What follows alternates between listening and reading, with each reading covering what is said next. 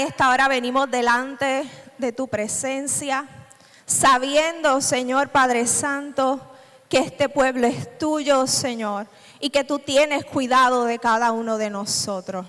Te pedimos, Espíritu Santo, que seas tú ministrando a nuestras vidas, Señor. Que sea tu Santo Espíritu hablando, Señor, a lo más profundo de nuestro ser y que traiga una metanoia, Señor, sobre nosotros. De la misma manera te pedimos, Señor, que seas tú quitando lo que tengas que quitar, pero también añadiendo lo que tengas que añadir, Señor. Despierta, Señor, en nosotros este sentido de urgencia que hoy hay, Señor. Despiértanos como sacerdotes guerreros para tomar nuestra posición, Señor, en el muro que nos has puesto a velar, Señor. En esta hora te pedimos que mientras estemos compartiendo tu palabra, seas tú, Señor Padre Santo, hablando de manera individual, Señor, pero también en la manera, Señor, como un cuerpo unido. Tú eres la cabeza de este lugar, Señor.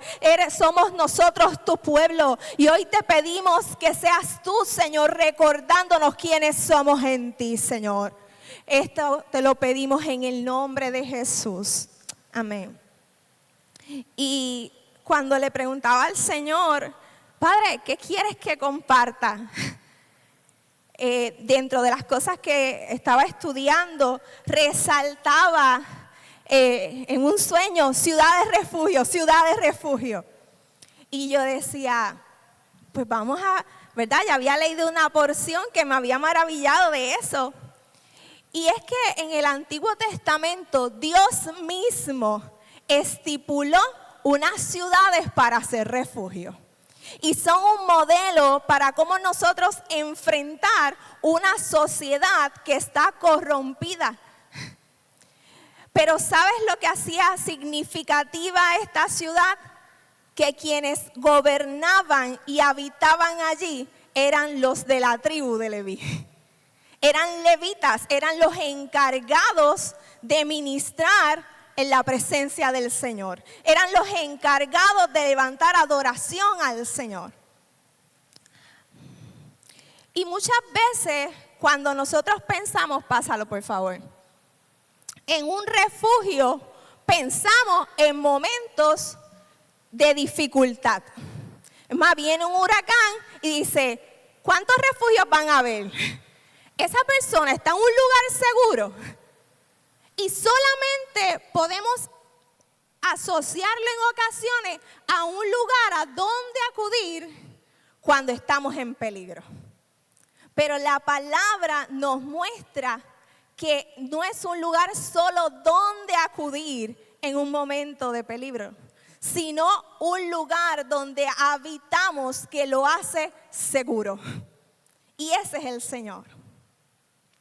¿Sabes? La palabra en el hebreo refugio hay dos, se traduce de dos maneras. Una es miklat y significa acogimiento, asilo, refugio, que es representativo a un lugar como, ¿verdad?, estas ciudades. Un lugar donde se recibe a otros y se brinda apoyo, seguridad, calidez, protección legal a personas que los persiguen. Es más, en Estados Unidos, le compartí a mi hermana esto y ella me decía, ¿tú sabes que en Estados Unidos hay ciudades cuando los inmigrantes van allí que no los pueden sacar porque han pedido asilo? Y yo, mira, yo no lo sabía. Pero son emuladas, ¿verdad?, de esta palabra, ¿verdad? Es la referencia de eso.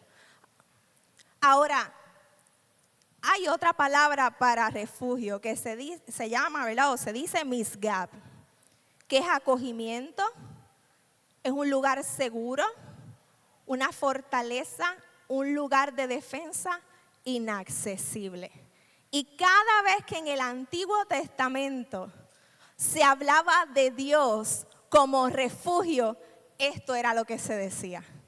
Es el lugar donde yo encuentro seguridad. Es el lugar donde yo voy y el enemigo no puede tocarme. Es el lugar inaccesible al enemigo.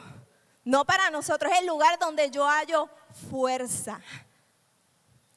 Así que podemos ver estos dos ejemplos, ¿verdad? Y un refugio, como te decía, en Dios es un lugar donde habitar, no solo donde acudir en momentos difíciles. ¿Sabe? El salmista tenía esto bien claro. David tenía esto bien claro. Pásalo, por favor. Mientras estudiaba la palabra refugio, me topé que en la concordancia, David en el Salmo 18 lo decía. Y yo, espérate, pero ese salmo es un salmo de guerra. Muchas veces, ¿verdad? Decimos, aún lo hemos cantado aquí.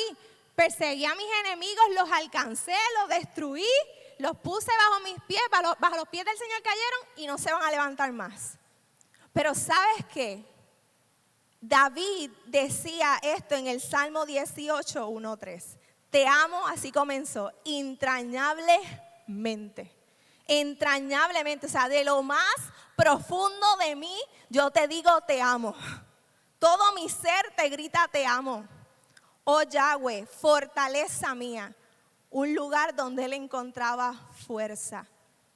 Yahweh, roca mía, un lugar donde no era inamovible, sino que estaba seguro. Oh castillo mío, un lugar inaccesible para el enemigo. Mi libertador, el que trae libertad. Y decía, Dios mío, gracias. Y fortaleza mía, en quien me refugio, en quien me guardo, en quien me escondo. Mi escudo, el escudo en esos tiempos cubría todo el cuerpo. Entonces él estaba diciendo, tú me cubres completamente del ataque del enemigo. Y le decía, mi cuerno de salvación, mi alta torre, invocaré a Yahweh, quien es digno de toda alabanza y ser salvo de mis enemigos. ¿Sabes cuándo David decía esto? Él lo cantó porque había estado viviendo un tiempo de persecución. Un tiempo donde dice la palabra que estaba angustiado. En este mismo salmo dice, yo me siento angustiado, yo me siento que los lazos de la muerte me han rodeado, pero él decía, te amo entrañablemente, Señor. De lo más profundo de mi ser yo te amo y en ti está mi refugio, en ti está mi fuerza. Y yo no sé si tú has estado viviendo temporadas donde te sientes que la muerte misma te ha estado detrás de ti. Pero ¿sabes qué? Hoy yo te exhorto a que hagas como hizo David y le digas, ¿sabes qué? El Señor es mi refugio, el Señor es mi fortaleza. Porque a veces nos sentimos en lugares de oscuridad, pero ¿sabes qué? La luz de Cristo alumbra sobre nosotros. Y me llama la atención que la palabra dice, ¿verdad? Cuerno de salvación. ¿Sabe? Eso significaba el sonar de un shofar, anunciando que había guerra, pero también anunciando que se nos había dado la victoria. Yo le voy a pedir a Delma que lo ponga un momentito y sonaba así el shofar.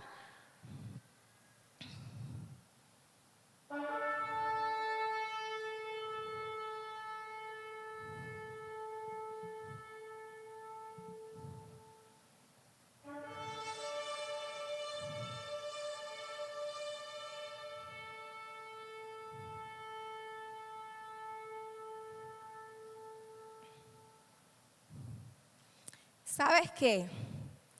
Muchos de nosotros decimos, cuando Cristo venga, esté sobre las nubes, va a sonar una trompeta. Pero para muchos, ese sonido crea temor, crea miedo. Pero para nosotros, el sonar de la trompeta debe acordarnos que nuestra salvación ha llegado y que está cerca. ¿Sabes qué, amado? David decía, mi cuerno de salvación. Sobre mí está tocando el shofar donde él está anunciando que él ha vencido mis enemigos y que nos ha dado la victoria. Y hoy yo te invito, amado, a que en esa actitud nosotros enfrentemos estos tiempos. El Señor quiere recordarnos que Él nos ha dado la victoria en Él. ¿Sabes? Me maravillaba porque Lucas 1, 6, 8, 6, 9 dice que cuando fueron a llevar a Juan el Bautista a circuncidar, Zacarías estaba mudo por haber sido incrédulo a la promesa que se le había dado a través de la vida de Juan el Bautista. Pero cuando le fueron a poner otro nombre a Juan, se le soltó la lengua y esto él proclamó. Y esta es la versión NTV. Bendito el Señor Dios de Israel, porque visitó e hizo redención a su pueblo. Nos levantó cuerno de salvación en la casa de David, su siervo. Cada vez que tú y yo anunciamos a Cristo Jesús, declaramos que Él murió, resucitó y que viene, y proclamamos el mensaje de arrepentimiento, estamos tocando el cuerno de salvación. Estamos anunciando a las tinieblas: fuiste vencida y el Señor nos ha dado autoridad. Entonces le pedimos al Señor: Señor, sopla sobre nosotros. Hoy, Señor, toca a tu carnero desde tu voz, Señor. Tu voz de trompeta sé sobre nosotros. Y que podamos ver que en ti somos más que vencedores. Acalla toda voz del enemigo. Acalla nuestra alma y declara, Señor, sobre nosotros tu bendición. Recuérdanos, Señor, que en ti somos más que vencedores. Mira, Señor, el ruido del mundo. Con tu voz de muchas aguas, apágalo, Señor. Esto no cambiaba la realidad de David, pero él sabía quién estaba con él. Y eso es bien clave en nuestras vidas, amados. Pásalo. Y ciudad de refugio, ¿verdad? Como tal, se encuentra en Jueces 20, 1 al 3 y dice: habló Jehová a Josué diciendo: habla a los hijos de Israel y diles: señalaos las ciudades de refugio, de las cuales yo os hablé por medio de Moisés, para que acoja allí al homicida que matara a alguno por accidente y no a sabiendas. Os servirán de refugio contra el vengador de la sangre. Y sabe, estas ciudades fueron hechas para que aquellas personas que habían cometido un homicidio involuntariamente pudieran tener acceso allí. Y yo me preguntaba, ¿cuál era el carácter de esos que recibían a ese homicida? Yo decía, wow, o sea, viene uno corriendo y le dice: he cometido un asesinato, un homicidio, necesito que me resguarde. Y sabe, muchas veces nosotros también, nuestras manos han sido manchadas de sangre. Primeramente, hemos pecado contra el Señor. Hemos salido culpables en ese ámbito. Pero la palabra nos dice en Jesús, que Jesús dijo en Mateo 5, 21, 22, ustedes han oído que se les dijo a los antepasados: no mates, y el que cometiera asesinato tendrá que responder ante un juez. Pero ahora yo les digo que todo el que se enoje contra otro tendrá que responder ante el tribunal. Aquel que insulte a alguien tendrá que responder ante el consejo. El que maldiga a otro tendrá que responder por eso en el fuego del infierno. ¿Sabe? Todos nosotros en algún momento hemos hecho eso. Pero el Señor, y quizás no involuntariamente lo hicimos, bajo el momento, bajo el calor, pero el Señor nos da un tiempo de restauración. El diseño para nuestros hogares, para nuestras familias, para nuestras casas, para la iglesia, amado, sabes que es uno de comunidad. Es un diseño de una comunidad refugio. Dios nos llama a ser comunidad de refugio, pero el enemigo quiere que nos aborrezcamos. ¿Sabes? La palabra dice que el amor de muchos se apagará en este tiempo por la maldad, pero que se aborrecerán los unos a los otros. Pero el Señor le dice, mira, no dejes que te enojes, ni tan solo llega el momento de la ira. Él dice, no permitas que en tu corazón se anide enojo. No permitas que de tu boca salgan insultos. No permitas que de tu boca salga maldición. Porque de lo que sembremos, cosecharemos. Del fruto de nuestra boca comeremos, amado. Entonces el Señor mismo nos llama a que tomemos cuidado y que no hagamos eso. ¿Sabes? No era para los enemigos en ese momento. Él le dice, con tus hermanos. Y hay veces que vamos a actividades de otras iglesias con otros hermanos y tú, wow, qué bien me siento aquí. Pero ¿sabes qué, amado? Nuestro amor es pulido, trabajado en la congregación y en nuestras familias. Porque ahí es donde estamos, cuando estamos bien, cuando estamos cansados, cuando estamos tristes. No es que con extraños te aman más. Es que el amor va creciendo y siendo trabajado con los que estamos cerca. Y hay veces que el enemigo usa esa brecha para traer división. Usa esa brecha para causar discordia en nuestras casas. Pero fuimos llamados a construir ciudades refugio. Primera de Juan 3, 12, 15 dice, nosotros sabemos que hemos pasado de muerte a vida, en que amamos a los hermanos, y el que no ama a su hermano permanece en muerte. Todo el que aborrece a su hermano es homicida, y sabéis que ningún homicida tiene vida eterna permanentemente en él. Así que, amado, Dios nos invita a guardar nuestro corazón.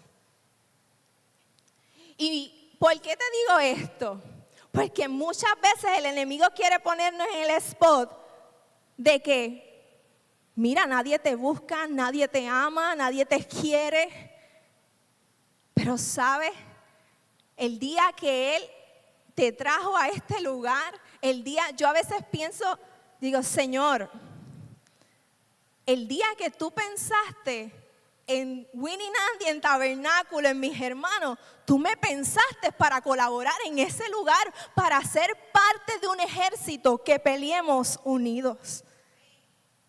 ¿Sabes? Para mí eso es tan significativo.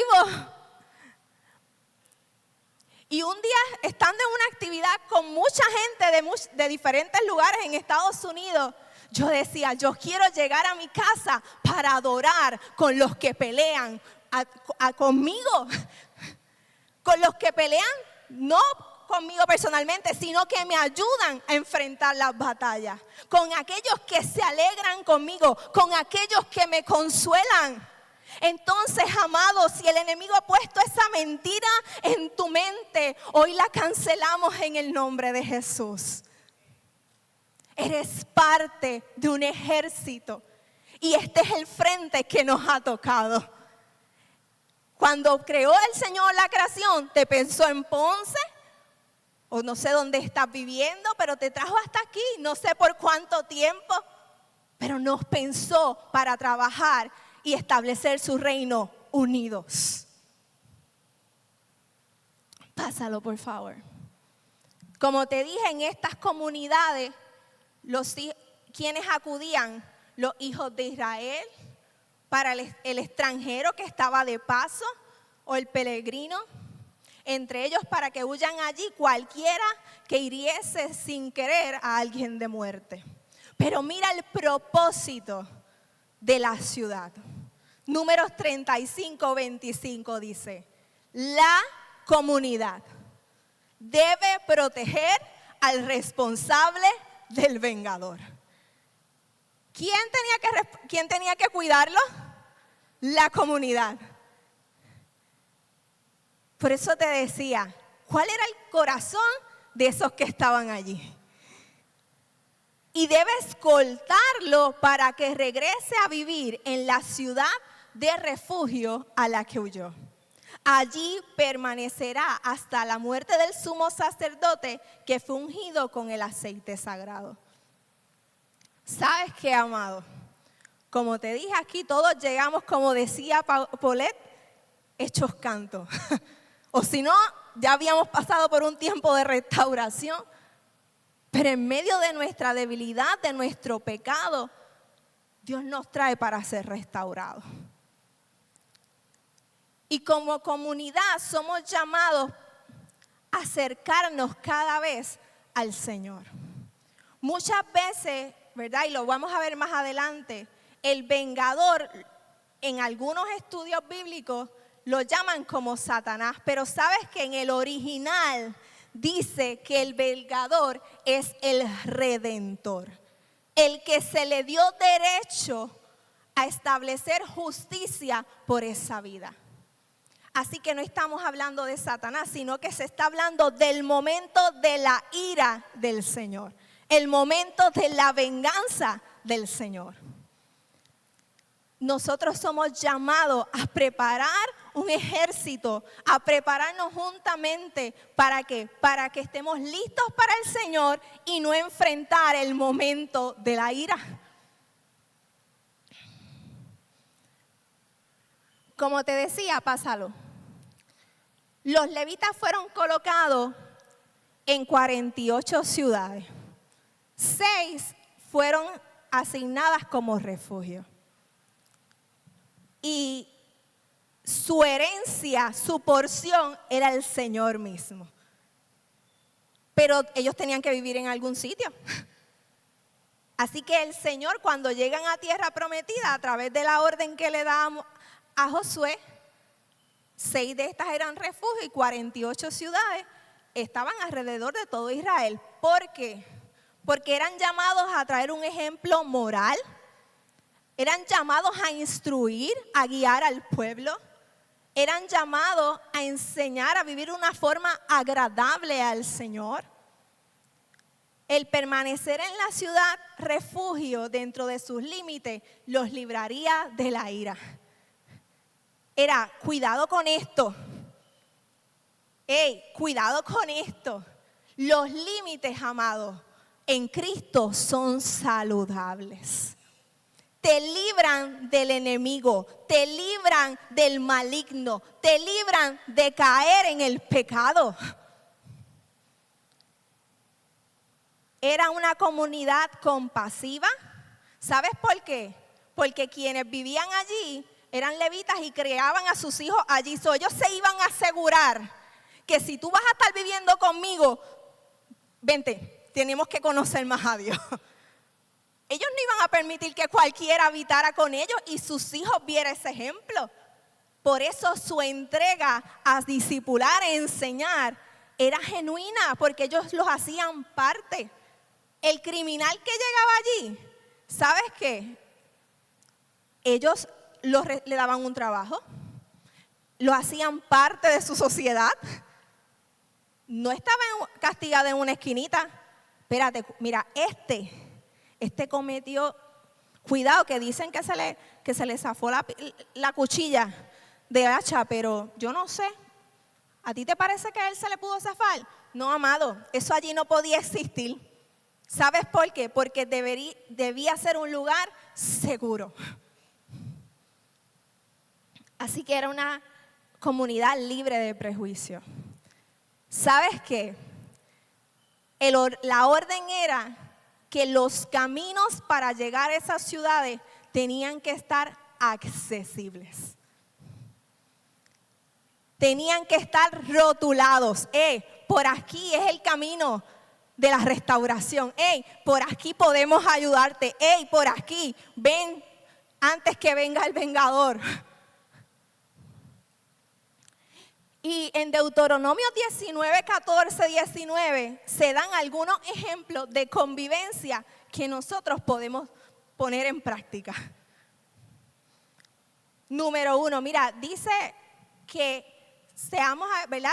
Cuando llegues a la tierra que el Señor tu Dios te da como preciosa posesión, nunca le robe terreno a otro, cambiando de lugar los límites de propiedad que tus antepasados te establecieron. Él decía, honra, que eso es de este. No seas tramposo, en otras palabras. Pero también cuidaba del orgullo, cuidaba también de la envidia. Él le decía, agradece, deleítate en lo que Dios puso en tus manos. Y es que a veces, amado, tendemos a comparar alrededor. Pero el Señor te ha puesto y ha confiado cosas en tu vida. Lo primero que te confió, ¿sabes qué? Fue su presencia. Ven, Señor, una relación con Él. Y eso no debe ser suficiente. Pero ¿sabes qué? La familia que te dio también te la confió. Cada uno de esos que te dio, cada uno de los cuales te hizo parte, Él también te la confió. Eso es parte de tu herencia. Los hijos son herencia del Señor, dice la palabra. Así que seamos agradecidos por lo que Él nos ha dado y nos permite hacer para Él. También dice que un crimen, ¿verdad? No condenes a nadie por algún crimen o delito basado en el testimonio de un solo testigo. Los hechos del caso deben ser establecidos por el testimonio de 2 o 3 testigos. Un crimen basado por un testimonio es válido cuando 2 o 3 testigos lo confirman. Mira, fulano hizo esto y yo lo vi. ¿Quién es más? ¿Hay una evidencia? ¿O solamente tú lo viste? ¿Tú tienes alguna prueba? ¿Sabes qué? Él dice, pues busca 2 o 3 más testigos. Así, ¿y sabes qué? Evitaba que se causara el juicio, estar juzgando a esa persona. Pero también la palabra dice que si alguien difamaba a otro de crimen, los sacerdotes debían investigar el caso a fondo, tratando con justicia a ambos. Vamos a estar, vamos a ver, con intencionalidad, vamos a ver qué pasó aquí. Porque buscaban traer una paz y una coinonía dentro de su convivencia. Y también establecer el modelo de justicia. Pero mira esto, si un testigo malicioso se presenta y acusa a alguien de haber cometido algún crimen o delito, tanto el que acusa como el acusado deben presentarse ante el Señor, acudir a los sacerdotes y a los jueces que estén en ejercicio en esos días. Si el acusador presentara cargos falsos contra otro israelita, le impondrán a él la sentencia que pretendía para la otra persona. De modo limpiarás esa maldad que hay en medio de ti. No es que yo quiero que lo votes. Y no era verdad. Entonces, según eso, necesitamos que te vayas porque es que tú pediste eso y era un embuste. Qué fuerte. Pero la palabra nos recuerda que de la manera en que midamos, seremos medidos ante el Señor. Y el día que nos vemos tentados a pedir la cabeza de alguien, el día que nos vemos tentados a difamar a alguien, debemos recordar que esa misma medida y ese mismo precio puede venir sobre nuestras vidas. La palabra dice que esta era la resolución para que sacaran ese espanto del medio del pueblo. Pásalo, por favor. Y lo puse, pásalo otra. Puso una puerta porque en Israel estos casos muchas veces se veían a la entrada de las puertas. Los jueces y los ancianos antes no permitían que eso entrara a la ciudad. Espérate, ¿qué fue lo que pasó? Vamos a ver. Así que las puertas eran lugar de justicia, pero también eran lugar de confrontar esos asuntos que estaban pasando. Pásalo. ¿Dónde estaban ubicadas las ciudades refugio? Y esta fue una de mis partes favoritas. Porque ¿sabes qué? Cada una de estas ciudades denotaba la funcionalidad para la cual fueron creadas y a la cual Dios nos llama como cuerpo. ¿Verdad? Unas están al este del río Jordán y otras están al oeste. Las que te voy a leer ahora están al oeste. Y dice que la primera que menciona Josué 27 se llamaba Sedes, mi lucha. Pero ¿sabes qué? Fue un lugar de convocación. Fue un lugar donde Barak y Débora se reunieron al ejército. Alguien nos está atacando. Unámonos. Fue un lugar donde se desarrolló la estrategia. Siquem significaba hombro. Lugar de decisión. ¿Sabes qué? Jacob estaba en pleitos con sus hermanos, con su hermano Esaú. Le da la ofrenda de paz, se abrazaron, se reconciliaron y dice que Jacob compró una tierra y levantó altar al Señor diciéndole, tú eres el Dios de Israel, tú eres mi Dios. Pero fue el lugar también donde Josué le dijo al pueblo, elige hoy a quién servirás. Si a los ídolos o a Dios de Israel. Fue un lugar de confrontación y de determinación. Siquem era un lugar donde llamaba la determinación al pueblo. ¿Quién es tu Dios? Y, ¿verdad? Y es que Josué dice, por mi parte, en mi casa y yo serviremos al Señor. Pero Hebrón representaba alianza. Esa era otra ciudad que representaba una ciudad refugio. Significa alianza. En ese lugar fue donde Caleb le dijo a Josué, dame el monte.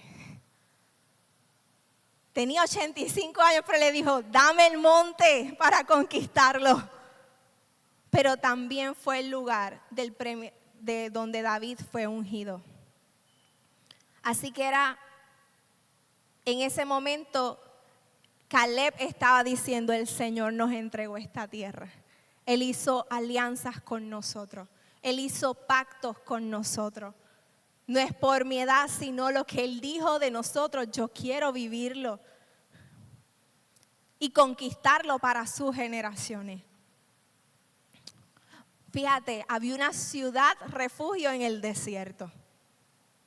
Y significa, ¿verdad? Becer, fortaleza. Y es que en medio de nuestras dificultades, amado, en medio de nuestros desiertos, el Señor nos da su fuerza. Ramot de Galaad significa alturas. Pero cuando estudiaba qué pasó ahí, pude aprender que era un lugar de rendición y dependencia de Dios. ¿Sabes por qué? Porque en ese lugar, Acab y Josafat se unieron para conquistar una tierra, pero fueron sin la autorización del Señor.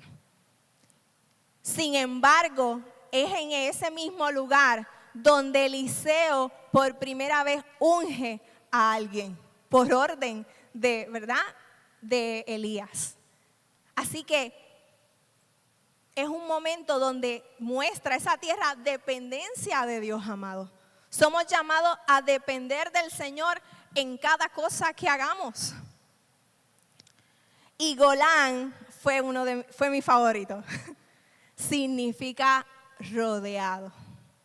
Esa era otra de las ciudades refugio. Pero el Salmo 133 dice, mirad cuán bueno y delicioso es habitar los hermanos juntos en armonía. Es como el rocío del Hermón. Hay bendición y vida abundante. ¿Sabes? Que el Hermón queda en la punta, pero es un lugar de acceso, está en un lugar estratégicamente colocado entre fronteras. Pero de ahí nace el río Jordán. Y no se nos olvide que ese lugar es desértico, así que él le estaba diciendo, cuando sale el agua, ¿verdad? La comparación es, cuando estamos juntos en comunidad, hay bendición y vida, así como hacía el Jordán que nacía ¿verdad? En el Golán, que corría por todo Israel. ¿Tú sabes qué es eso? Eso es una promesa. Fuimos llamados para habitar juntos, para que vivamos en vida abundante, en bendición. Los 5 ministerios son para la edificación de la iglesia, para llegar a la estatura del varón perfecto. Fuera del cuerpo nos morimos. Y no es que dependamos del cuerpo, pero somos parte y Jesús es la cabeza. Entonces estas ciudades mostraban la importancia de ser parte, de habitar en común acuerdo, en comunión, en común unión, en Cristo.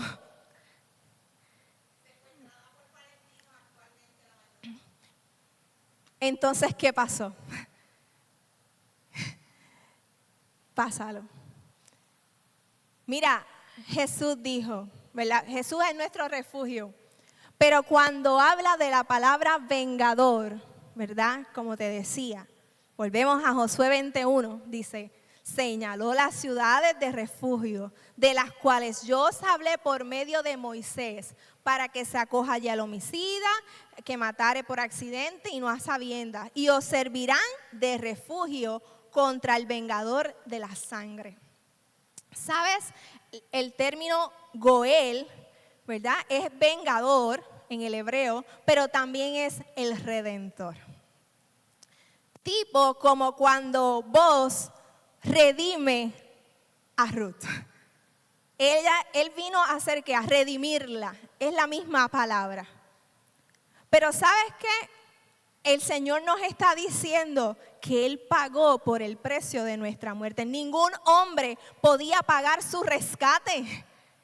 Ningún hombre podía redimirse a sí mismo. Y este hombre que, ¿verdad? Este título dando en el Antiguo Testamento como vengador, era el que decía, si tú mataste a alguien, tú puedes vengar esa muerte. Por eso él le decía, hey, que la muerte no la alcance si fue un accidente.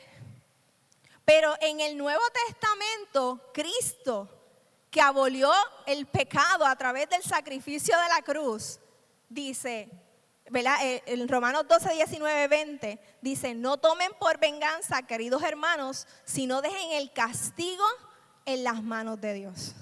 Porque está escrito, mía es la venganza, yo pagaré. Si tu enemigo tiene hambre, dale de comer. Si tiene sed, dale de beber. Actúa así y harás que se avergüencen de su conducta. Pero ¿sabes qué, amado? Nosotros no podemos tomar la venganza en nuestras manos. Toda la sangre derramada por inocentes, aún todo asesinato cometido, quien va a redimir y quien va a vengar esa sangre es Jesucristo cuando venga en el momento de la ira. Entonces nosotros necesitamos abrazar esto. Sabes que la tierra gime por muchos mártires, pero él le dice, aguarda.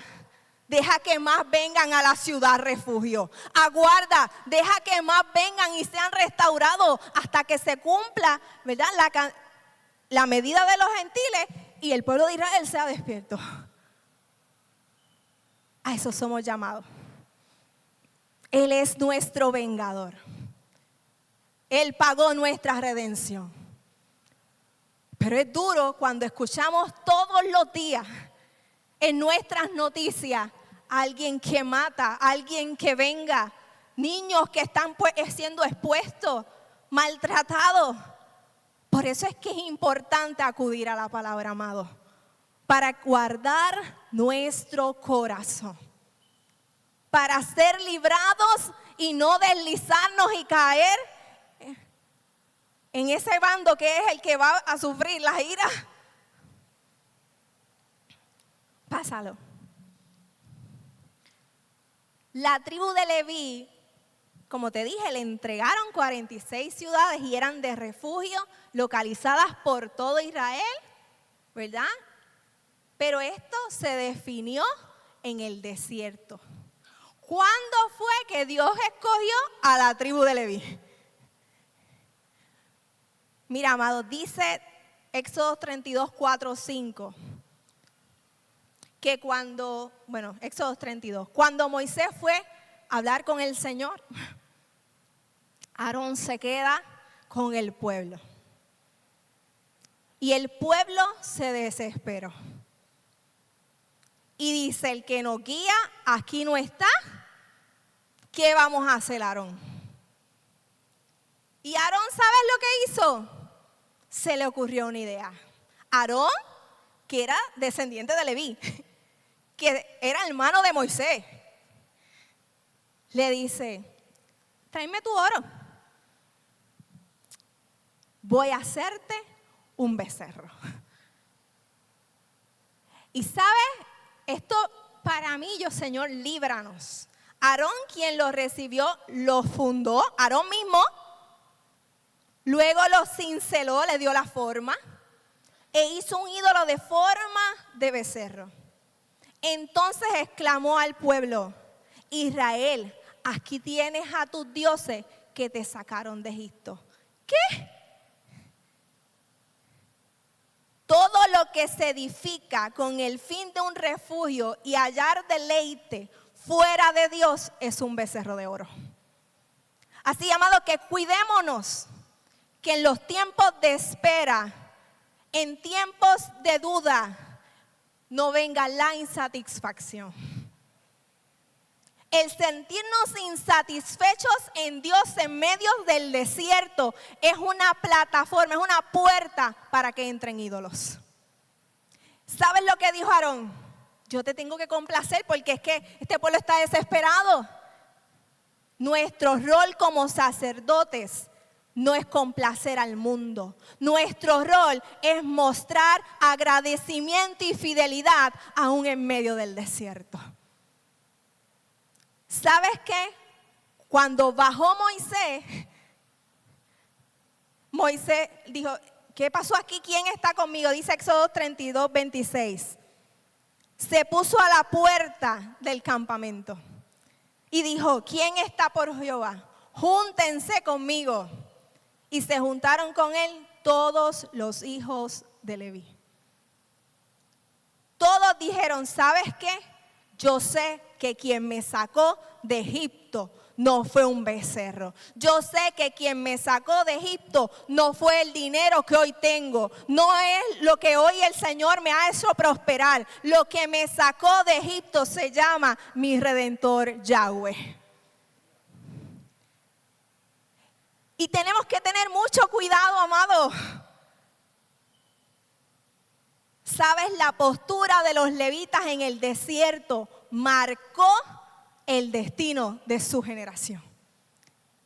Ese día sus corazones fueron revelados, pero ellos conquistaron agradar al Señor. Y te puso una espada porque en ese momento Él le dijo, cíñanse. Y hoy nuestra espada es la palabra, amado. Hoy nuestra espada es asumir postura ante un mundo que dice a lo malo bueno y a lo bueno malo. Hoy nuestra espada es decir, ¿sabes qué? Eso te lleva a la destrucción. El único camino a la redención, a la salvación eterna es Jesucristo. El asumir posturas en medio de Egipto, en medio de una sociedad que a todo le llama a Dios, aunque no, es que yo no creo en nada, sus corazones están postrados ante eso. No debemos nosotros avergonzarnos sino asumir posturas.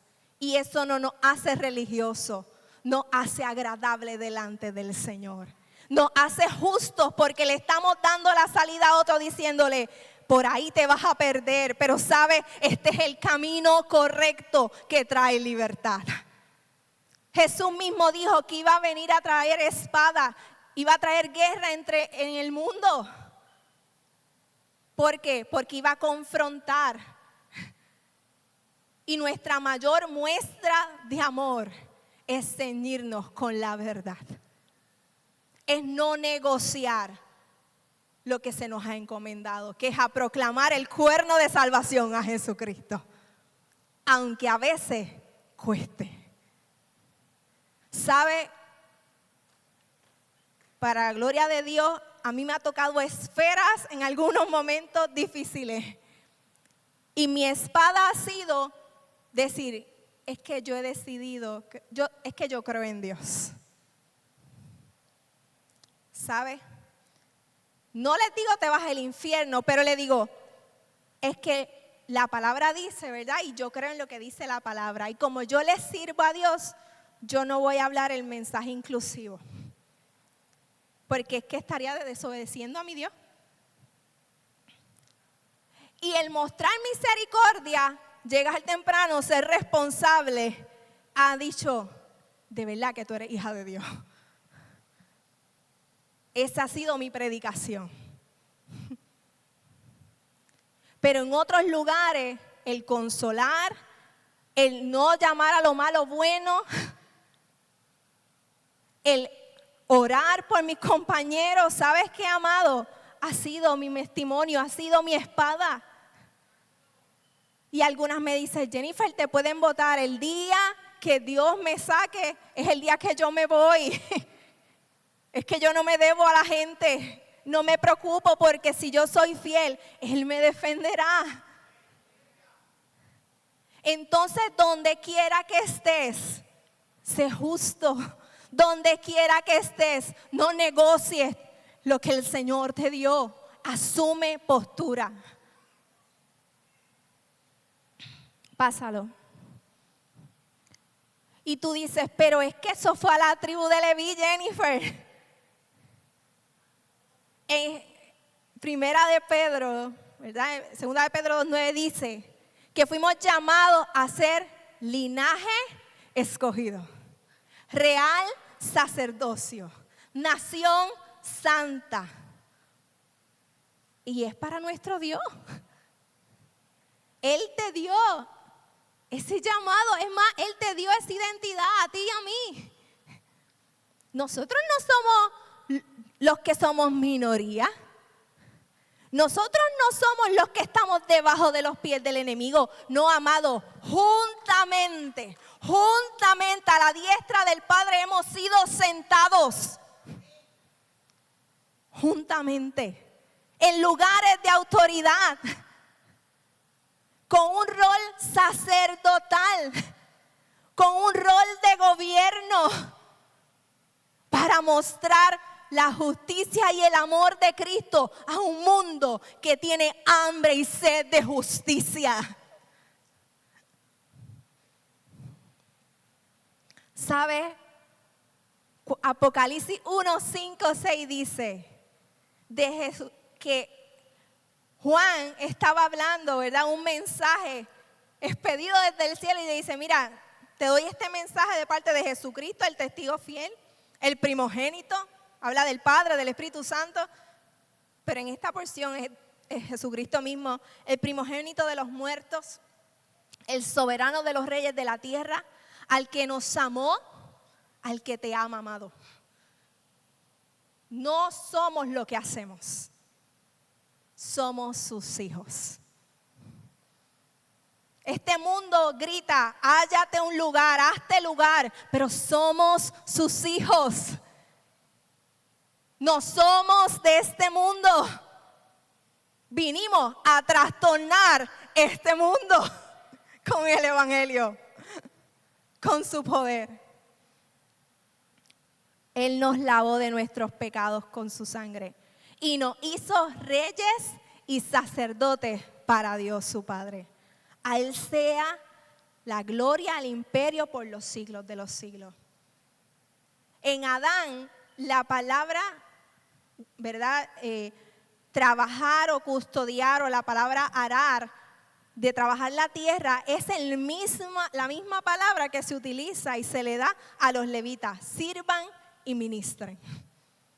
Así que el diseño desde Edén, amado, es que ministremos, tengamos una relación con el Señor. Nuestro primer llamado, amado, es tener una relación con Él.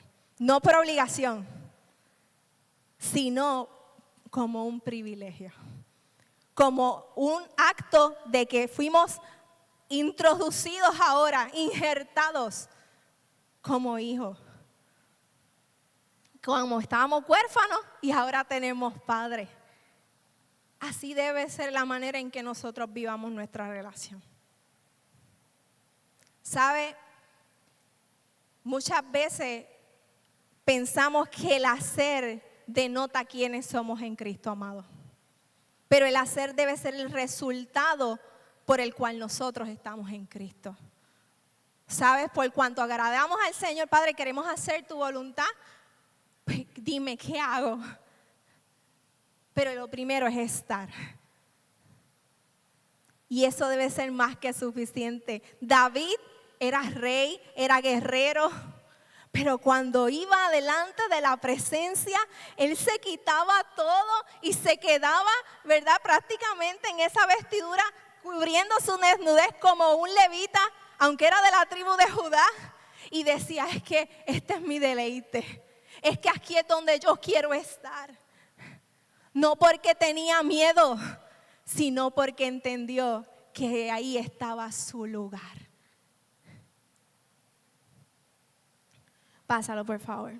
Así que todos somos llamados como sacerdotes para ministrar a la presencia del Dios. ¿Cuál era la función de los levitas en el desierto? Mira el tabernáculo. Estaba en el centro, ¿verdad? Te hablé de la ciudad de refugio, pero es importante ver qué ellos hacían en el desierto. Ellos rodeaban todo lo que está en anaranjado, el tabernáculo. Pero los levitas acampaban alrededor del tabernáculo del pacto para proteger a la comunidad de Israel del enojo del Señor. Los levitas son responsables de permanecer en guardia alrededor del tabernáculo. Tu llamado y el mío es mantenernos en guardia. Tu llamado y el mío es proteger a la comunidad que quiere entrar a mi casa. ¿Añade bendición o añade maldición? ¿Qué quiere entrar a través de los ojos y los oídos de mis hijos? Es que, Jennifer, eso es demasiado tiempo. Pues, amado, pero es que es parte de ser un guardia. Era proteger, estar alrededor. Por eso te decía que el Señor nos llama a asumir nuestra posición. Y Él nos está llamando desde varias predicaciones antes. Levanta el muro.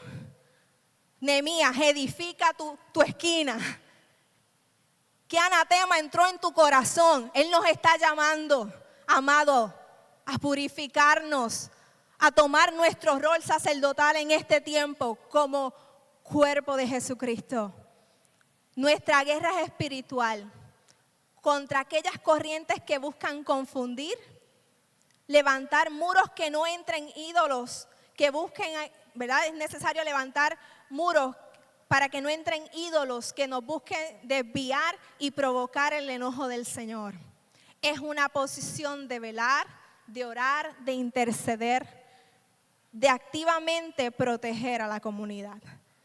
Como te dije, la comunidad somos nosotros, la comunidad es tu familia, la comunidad es Ponce, la comunidad es las naciones. A eso somos llamados. ¿Cómo pelearemos? Pásala.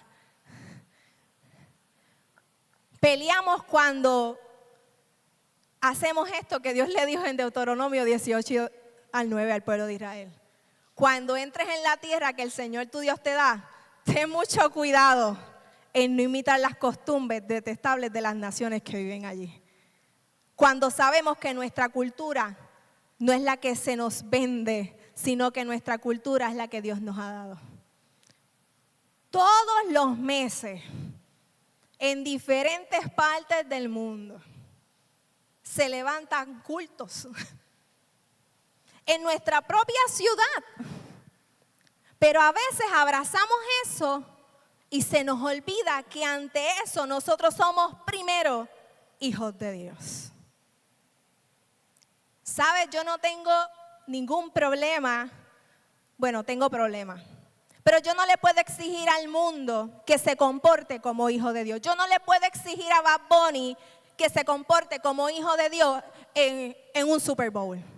Lo que sí me tiene que preocupar es que yo no quiera actuar o abrace lo que Bad Bunny está diciendo cuando soy hijo de Dios. Eso sí es lo que nos tiene que preocupar. Entonces, a veces empezamos a quejarnos y queremos que el mundo actúe como actuamos los hijos de Dios. Pero a veces el mundo dice, ay, es que tremendo, mira lo que hizo ese muchacho, tremendo. Tremendo culto al diablo, amado. Pero yo no le puedo pedir a un hijo de tinieblas que se comporte como hijo. Los hijos de la luz tenemos que comportarnos como hijos de la luz.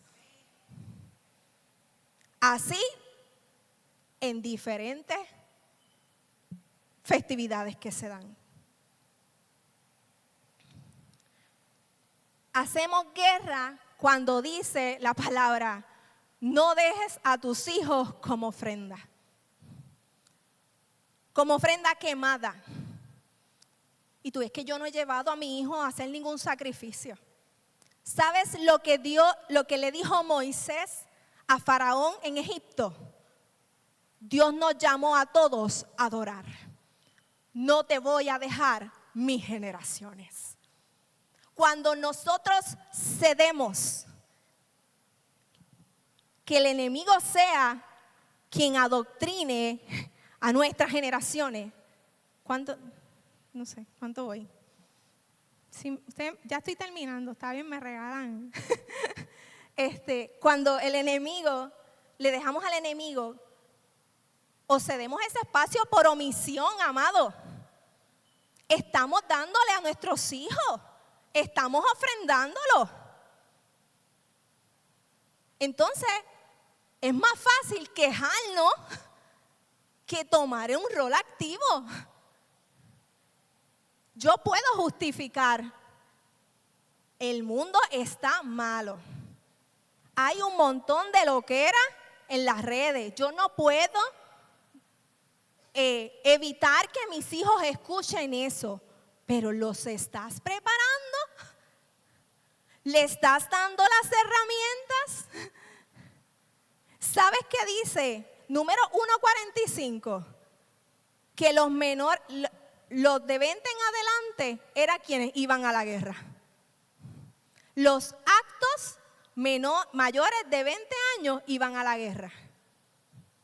Así, amado, que esto nos muestra que nosotros somos llamados a levantar un muro y a pelear batallas que nuestras generaciones están luchando en silencio, pero no les corresponde a ellos solo, tenemos nosotros que estar con ellos. ¿Sabes? Es más fácil quejarnos. Pero según esto, menores de 20, aptos para la guerra, no podían pelear. Yo no me lo inventé. Búscalo, Números 1:45. Y hay cosas que ellos se van a enfrentar, pero nosotros tenemos que darles las herramientas. Tenemos que enseñarles cómo hacerlo. Pásalo. Isaías 61:4 dice: Reedifiquen las murallas antiguas, levanten los asolamientos primero, restauren las ciudades arruinadas, los escombros de muchas generaciones y serán llamados sacerdotes del Señor. Cuando nosotros reparamos las ruinas de nuestros antepasados, cuando no queremos repetir los patrones de nuestra familia, de nosotros mismos, nosotros estamos haciendo eso. Isaías 28:15 dice: por cuanto habéis dicho, pacto tenemos hecho con la muerte, e hicimos convenio con el Seol, cuando pase el turbión del azote, no llegará a nosotros, porque hemos puesto nuestro refugio en la mentira y en la falsedad nos escondemos. ¿Sabes qué? El profeta le decía: tú, sacerdote, estás creando tu refugio en mentira y en falsedad, y tú te crees que tú tienes tu vida resuelta. Pero el Señor los llamaba a salir de eso. Los llamaba a salir de la apariencia, los llamaba a salir de la mentira y le decía: vengan. Pero en este texto, en Isaías 35, dice que en un momento dado, cuando vengan los juicios, se van a decir: ¿quiénes podrán resistir el fuego consumidor?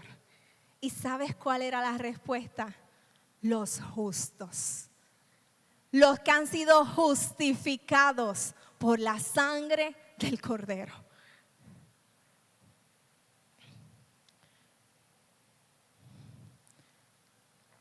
Pásalo, por favor. La palabra nos dice en Hechos 2:42-44 que en medio de la persecución, amado, ellos se multiplicaron. Y que ellos perseveraban en la doctrina de los apóstoles, en la comunión, común unión unos con otros. Compartían el pan. Es más, decía que nada era suyo. Pero también decía que sobrevino temor a toda persona. Cada vez que la gente se acercaba a esa comunidad de fe, decía: aquí está el Dios vivo, tenemos que ser reverentes. Y si hay algo que le pido al Señor, es que podamos vivir eso. Que cuando la gente se acerque, diga: es que aquí está la presencia del Señor. Sabes, amado, tuve una compañera que me dio una lección y yo sentí que me dio 2 bofetadas. Me dijo, tenía 52 años. Cada vez, Jennifer, que tú me dejas hacer algo y no me corriges, yo lo veo como bueno.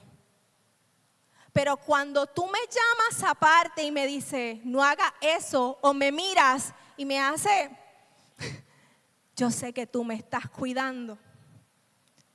Y sabes, amado, cayó sobre mí un peso de responsabilidad.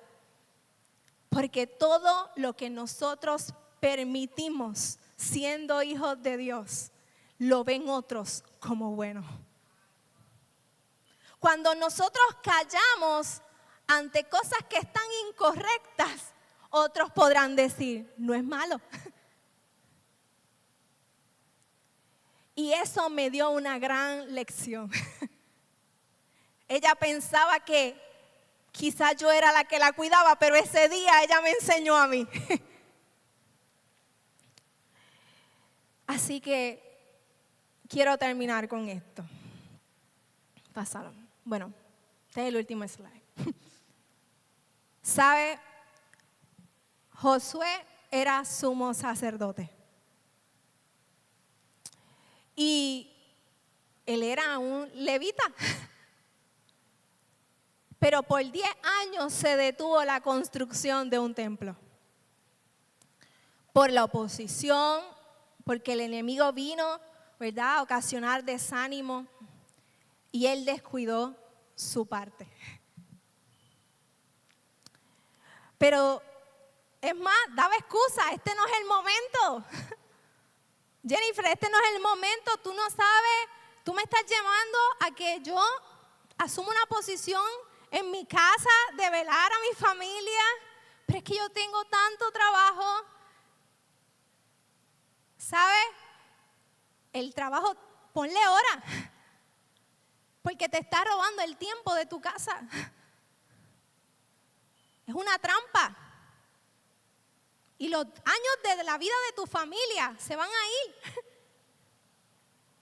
Y tú piensas que es bueno, sí es bueno. Pero ¿sabes? Yo reconozco que yo soy una workaholic rehabilitada. Yo estudiaba y tenía 2 trabajos.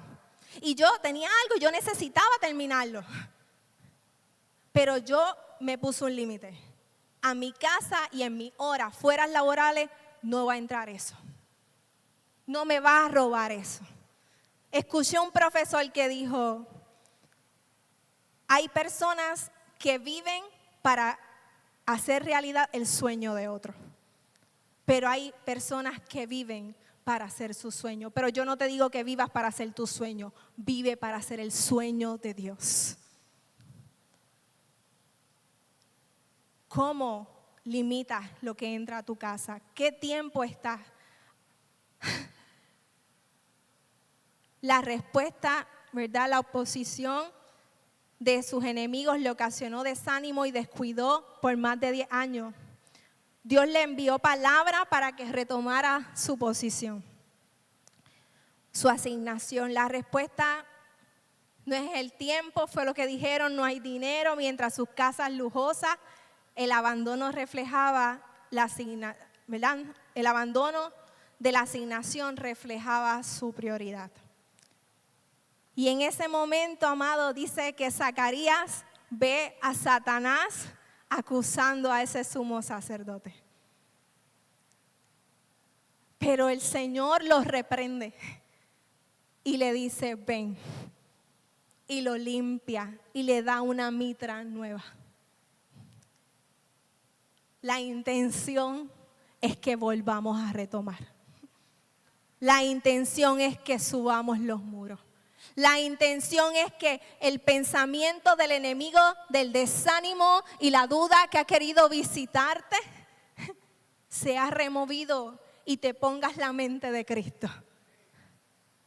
Que hoy no te veas como derrotado, sino con un lugar de estima. Y yo le pido a Nandi, ¿verdad? Y a los del ministerio, nosotros, ¿verdad? La ciudad debe ser reflejo a que acudamos a Cristo. Que busquemos a Cristo, que acerquemos a otros.